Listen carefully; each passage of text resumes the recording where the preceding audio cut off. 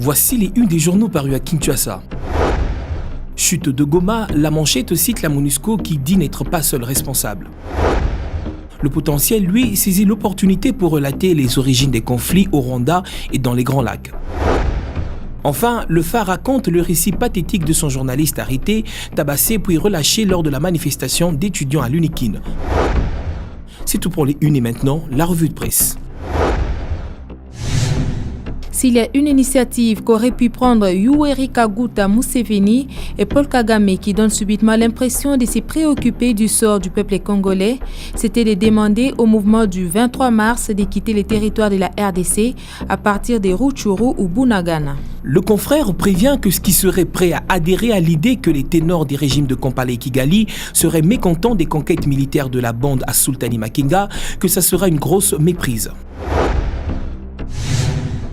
De l'Ouganda randonnons en Angola où la manchette évoque l'offensive de l'Église catholique contre la sorcellerie en condamnant le développement de ces pratiques dans les pays et en dénonçant des vides juridiques alors que ces coutumes conduisent parfois jusqu'à commettre des meurtres. L'hebdomadaire rapporte comment nombre de personnes recourent à un sorcier qu'elles considèrent doté de pouvoirs supérieurs pour résoudre ainsi leurs problèmes de santé, de voisinage, de famille ou encore pour prendre une décision. Des croyances qui contrastent avec les convictions des artisans de Kinshasa que le potentiel dit heureux dans leur peau d'auto-entrepreneurs. Pendant que les uns croisent les bras et attendent que la main tombe du ciel, d'autres pensent qu'on peut monter son propre entreprise afin de trouver un moyen de survie. Ces entrepreneurs qu'encourage le quotidien se plaignent cependant de la multitude des taxes qu'imposent les différents services de l'État et de leurs coûts exorbitants. Quelqu'un d'autre d'assidu que présente la colombe, c'est Dieu merci Mbokani ou la résurrection des dieux. Cette saison, bien plus qu'aucune autre avant, Mbokani dispose d'une bonne raison pour un peu se la raconter. 14 buts en 17 matchs, toutes compétitions confondues, et un soulier d'ébène remis par Marwan Felani en mai dernier.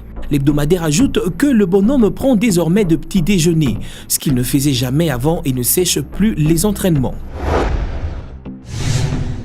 Des prouesses également en musique avec l'album Tout est possible que parcourt l'avenir du groupe Collège des Nobles qui prend de l'ascenseur de telle sorte qu'une semaine après son lancement, le premier support audio se font rare chez les disquaires. Tout est possible contient 10 titres attribués par le journal à Kadogo Lola, à savoir Décalé, Kato, Transformation, Changeur de femme, Calendrier, Foulou, Talamakambo Sali, Climatiseur et Théâtre.